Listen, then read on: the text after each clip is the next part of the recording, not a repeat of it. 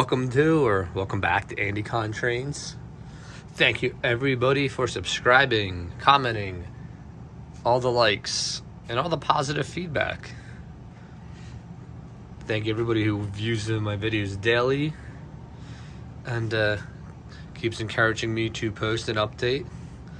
Today will just be a small little update. As you can tell, it's the yard area. Here's a bunch of coil cars I bought from a collection. Bought a bunch of coil car parts, made gondolas with covers that would fit, did some repainting, redecaling, bunch of work on those. There's still two on the workbench. Took out this track right here. It's going to be an access road for like their yard. Moved this building so this industrial track over here doesn't have to go all the way and suck up all this space. This building is going to be a for lease building. Didn't need rail service. So this last track that came out now connects down there and directly connects to the terminal.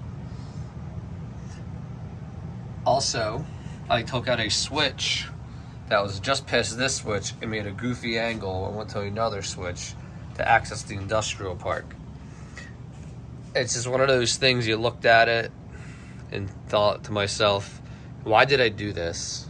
3 years after I probably installed it. So now we have a nice smooth transition to go through the tunnel here, and even there's a straight in there now too to go through. And you can come out of the industrial park and go right into the yard track over there and have no interference with this loop here. This loop is used to loop run a train, or it can be used to build and shelve in the yard. Arrival and departure track for the yard, for the main line. It crosses over to the main, to the outside main, or the middle track if you want to say that. But it's everything on this layout was designed to easy access in and out of the yard and switch tracks for in and out of the yard. So now that's one less thing that interferes with the yard procedures.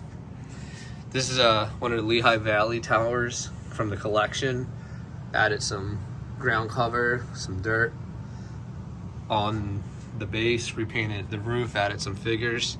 Thought about putting a light in it. The lights I have just didn't work out for the kind of model. I have two more of those to find a place for. Not a huge deal, just couldn't pass up buying them. They were just such nice items. So here's the engine case I picked up.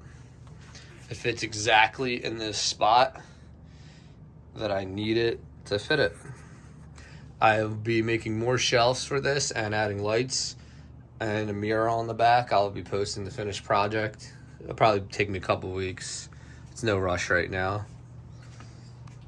Cleared out this area. Cleaned up the basement altogether besides train stuff. I believe I posted about this shelf earlier on a short. This is a 1/4 inch by 1/4 inch self-sticking weather stripping from Amazon, just as a roll protection. This will be a passenger car shelf, possibly I'll get some more auto racks. I don't know, because these cars were kind of going out in the late 70s, but they're for $30. They're really nice. Possibly going to make a caboose shelf on the yard side, but for now that's what's going there.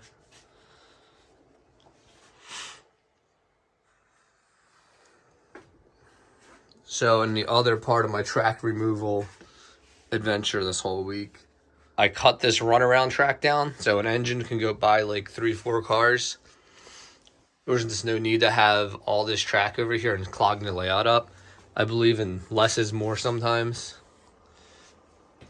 And I have a lot of options here to have a road come out and do some buildings or houses, probably some buildings for little businesses.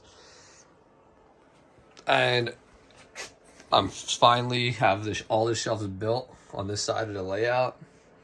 This one's a permanent shelf. There's a pillar back there, so there's nothing stored back there that needs to be movable. Unfortunately, the way these shelves are hinged and I have to open, I had to leave gaps, so I filled the gaps in back there. This one's hinged, and then, as everybody knows, I have 100 coal hoppers on here, something of that nature.